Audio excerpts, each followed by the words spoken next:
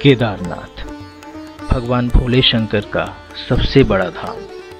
कहते हैं भोलेनाथ ने अपने इस धाम को स्वयं अपने हाथों से सजाया। तो आइए इस वीडियो के जरिए जानने की कोशिश करते हैं कि आप केदारनाथ धाम कैसे पहुंच सकते हैं।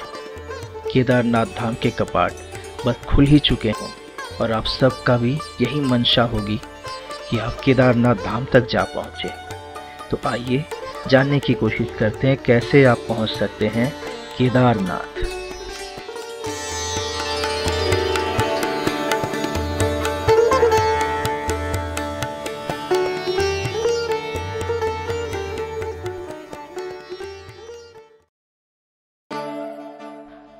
केदारनाथ जाने के लिए सबसे पहले आपको आना होगा हरिद्वार या फिर ऋषिकेश, क्योंकि ये दोनों केदारनाथ धाम यात्रा का स्टार्टिंग पॉइंट भी होता है।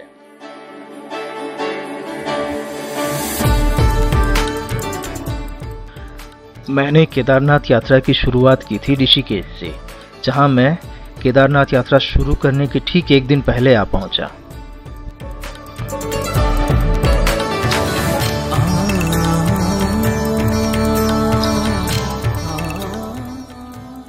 मेरी माने तो आप ऋषिकेश आ पहुंचे केदारनाथ धाम की यात्रा शुरुआत करने।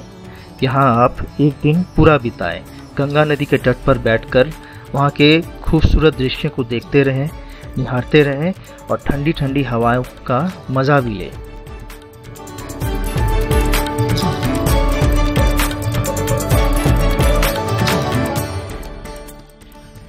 ऋषिकेश में शाम को आप परमार्थ निकेतन या फिर त्रिवेणी घाट में जरूर जाकर के गंगा आरती देखें। यहाँ पर रात के समय लगने वाला मार्केट भी आपको काफ़ी ज़्यादा उत्साहित कर देता है, क्योंकि यहाँ पर आपको खरीदने के लिए काफ़ी सारी वस्तुएं, काफ़ी सारी सामानें, काफ़ी सारी चीज़ें मिल जाती हैं। तो यहाँ पर मार्केट ज़रूर एक्सप्लोर करें, यहाँ से कुछ ना कुछ ज़रूर अपने लिए खरीदें। रात के समय जिस प्रकार राम झूला को रोशनी से सजा दी जाती है, उस समय इसको पार करने का अनुभव या फिर एक्सपीरियंस काफ़ी अलग होता है। यहाँ से जानकी सेतु का भी आप एक मनोरम दृश्य देख सकते हैं। और अगर आप माँ गंगा की आरती देखने को इच्छुक हैं तो मेरे विचार में आपको त्रिवेणी घाट जरूर जाना चाहिए, क्योंकि यहाँ का वातावरण संपूर्ण रूप से अलौकिक हो उठती है जब गंगा आरती शुरू होती है। बड़ी वाली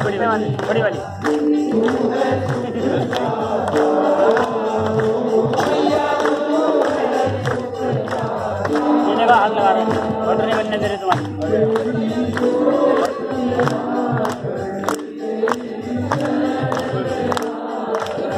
तुम्हारे शांति का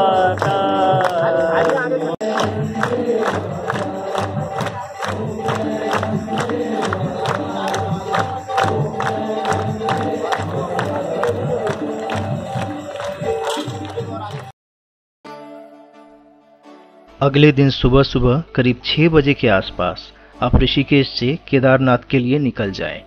केदारनाथ तक जाने के लिए आपको शेयर टैक्सी, बस या फिर प्राइवेट कैब्स भी अवेलेबल हो जाएंगे, जिसका आप चाहे तो ऋषिकेश में किसी भी टूरिस्ट एजेंट या फिर टूर एजेंट से कांटेक्ट करके ले सकते हैं, या फिर ऋषिकेश बस स्टैंड से डायरेक्ट बस भी आप ले सकते हैं।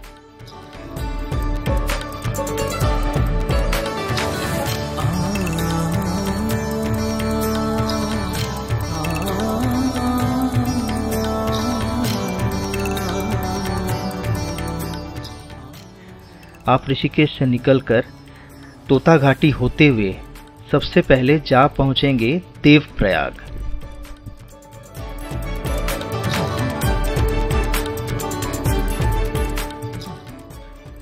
देवप्रयाग पांचों प्रयागों में सबसे पवित्र और सबसे महत्वपूर्ण माना जाता है, क्योंकि यहाँ पर भागीरथी और अलकनंदा दोनों नदियों का संगम होता है और यहीं से गंगा का नाम गंगा पड़ता है।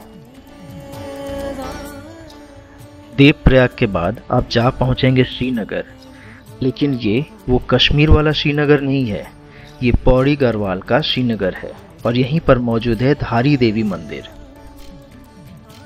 माँ धारी देवी को चारों धाम की रक्षक के नाम से लोग पूजते हैं और ऐसी मान्यता है कि 2013 में जो महाप्रलय आया था उसके कारण उत्तराखंड में जो भी तबाही हुई वो धारी देवी माँ का ही प्रकोप था, क्योंकि उस दिन मंदिर को तोड़ दिया गया था।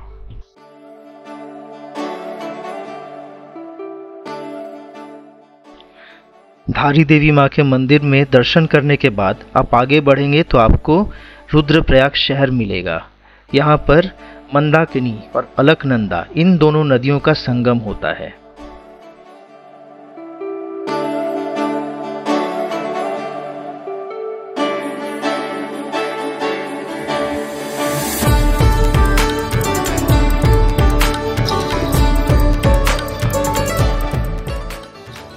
रुद्रप्रयाग से ही केदारनाथ धाम और बद्रीनाथ धाम के रास्ते अलग हो जाते हैं और हम लोग चल पड़ते हैं केदारनाथ धाम के रास्ते।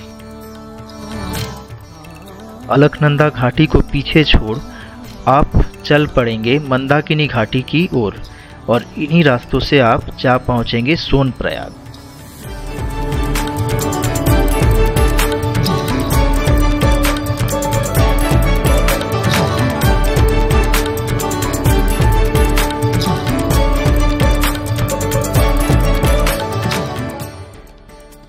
चार धाम यात्रा प्रोजेक्ट के जरिए इन रास्तों को काफ़ी अच्छा बना दिया गया है, इसलिए अभी आपको आगे तक जाने में ज़्यादा कठिनाई नहीं होगी। हाँ, लेकिन कुछ जगहों पर अभी भी लैंडस्लाइड्स होने का खतरा रहता है। इस बात का ध्यान रखें कि आप बरसात का मौसम चाहे तो अवॉइड ही करें।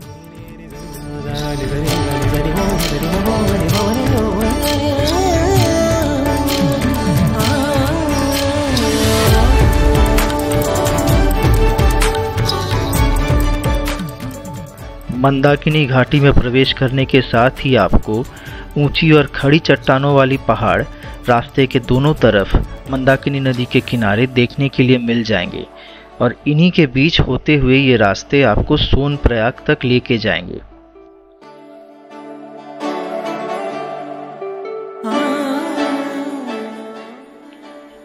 सोनप्रयाग जाने से पहले आप ये तय कर ले कि आपको रात्रि विश्राम कहाँ करना है, क्योंकि वहाँ पहुँचते पहुँचते शाम हो चुकी होगी। लेकिन मेरी माने तो अगर आप जितनी जल्दी हो सके सोनप्रयाग पहुँचे, क्योंकि वहाँ आपको ठहरने के लिए काफ़ी सारे होटल्स, लॉज और गेस्ट हाउसेज मिल जाएंगे।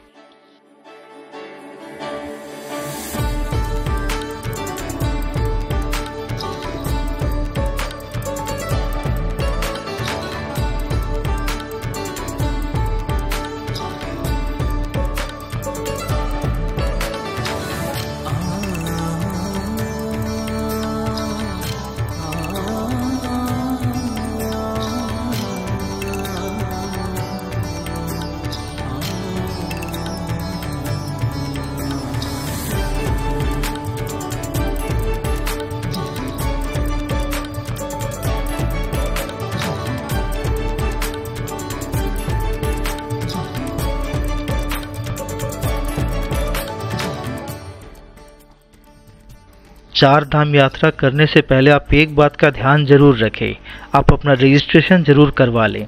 उसके लिए आप उत्तराखंड के गवर्नमेंट वेबसाइट में चले जाएं और वहां जाके अपना पंजीकरण करवाएं। और चार धाम यात्रा रजिस्ट्रेशन करवाने का जो ऑफिशियल वेबसाइट है वो है registration&touristcare.uk.gov.in, या फिर आप tourist care Uttarakhand app download करके भी अपना रजिस्ट्रेशन कर सकते हैं।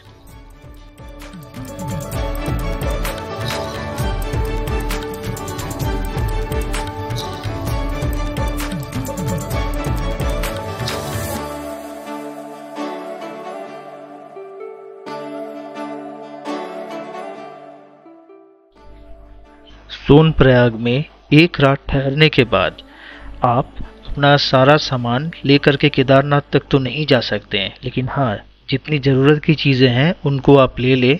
बाकी का सारा सामान आप सोनप्रयाग के होटल में ही छोड़ दें, भले उसके लिए होटल वाले आपसे शायद कुछ पैसे लें।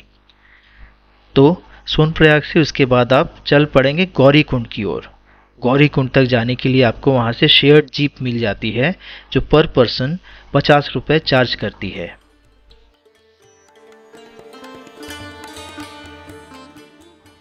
गौरीकुंड में मौजूद गर्म पानी के इस कुंड में लोग स्नान करके फिर अपनी केदारनाथ तक की यात्रा शुरू करते हैं।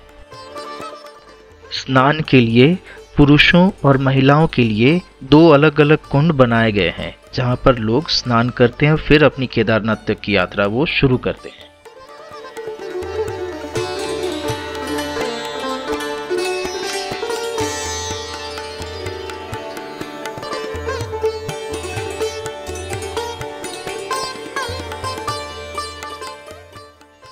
इसके बाद शुरू होती है केदारनाथ तक की पैदल यात्रा। ज़्यादातर लोग केदारनाथ तक पैदल चलना ही पसंद करते हैं, लेकिन आप चाहे तो यहाँ से आप घोड़े या फिर खच्चर भी ले सकते हैं, या फिर आप पिट्ठुओं का सहारा लेकर के भी केदारनाथ तक जा सकते हैं। ये पिट्ठू इंसान के वजन के हिसाब से ही अपना रेट तय करते हैं और इनकी रेट शुरू होती है करीब 3000 या 4000 रुपये से। केदारनाथ तक का पैदल मार्ग करीब 18 किलोमीटर लंबा है, तो इसलिए सबसे पहले आप अपने आप को इस मार्ग पर चलने योग्य बना लें। अगर आप चल नहीं सकते तो आप घोड़े का सहारा भी ले सकते हैं। लेकिन बीते कुछ सालों में घोड़ों पर जिस प्रकार का अत्याचार होता रहा और घोड़ों के मालिक जिस तरह उनके साथ दुर्व्यवहार करते नजर आए, मेरी राय में आप उनका सहारा ना ले तो अच्छा होगा। आप खुद ही सक्षम हैं, क्योंकि भगवान भोलेनाथ का बुलावा आया है और आप उनसे मिलने जा रहे हैं, तो पैदल चलना ही बेहतर होगा।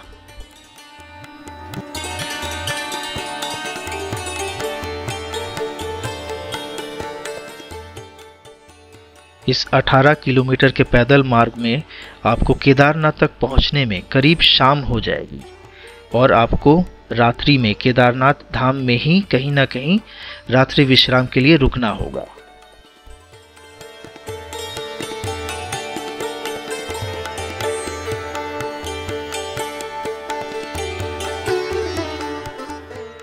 अगर आपके पास समय का अभाव है तो आप 4 धाम यात्रा हेलीकॉप्टर के जरिए भी कर सकते हैं, और हेलीकॉप्टर राइड के लिए आपको पहले से बुकिंग करवानी पड़ती है।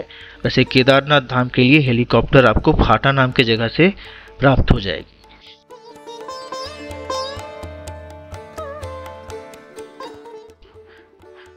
केदारनाथ में नाइट स्टे या फिर रात्रि विश्राम के लिए केदारनाथ बेस कैंप के पास काफ़ी सारे छोटे बड़े कैंप्स मौजूद है, और यहाँ पर GMBN का नंदी कॉम्प्लेक्स भी मौजूद है, जहाँ पर आप चाहे तो रात में स्टे कर सकते हैं।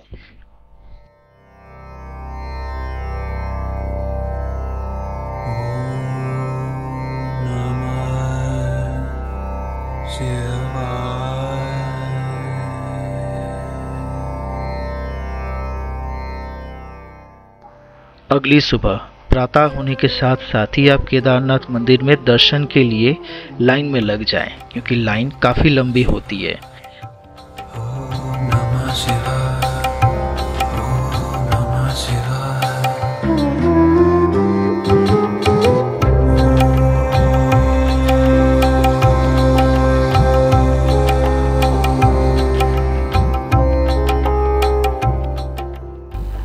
पौराणिक कथाओं के अनुसार भगवान भोलेनाथ पांडवों से महाभारत युद्ध के पश्चात काफ़ी ज़्यादा क्रोधित हो उठे थे, क्योंकि उन्होंने अपने ही सगे संबंधियों की हत्या की थी, उनका वध किया था।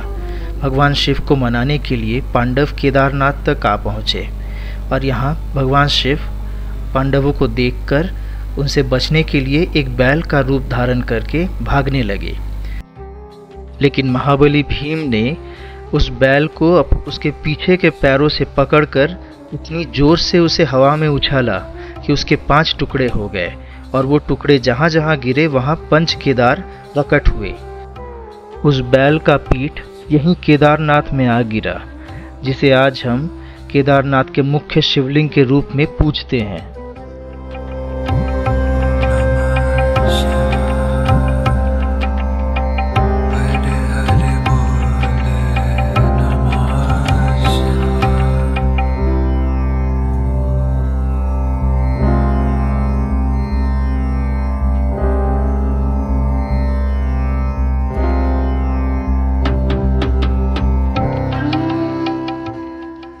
अगर आप केदारनाथ आ रहे हो तो यहाँ की संध्या आरती जरूर देखें, उसे बिल्कुल भी मिस ना करें। और अगर आप मेरे चैनल पर पहली बार आए हो तो मेरे चैनल को आप सब्सक्राइब कीजिए और बेल आइकन को प्रेस कीजिए। अगर आपको ये वीडियो अच्छा लगा तो इस वीडियो को लाइक भी कीजिए और ज़्यादा से ज़्यादा शेयर भी कीजिए। तब तक के लिए जय भोलेनाथ, ओम नमः शिवाय।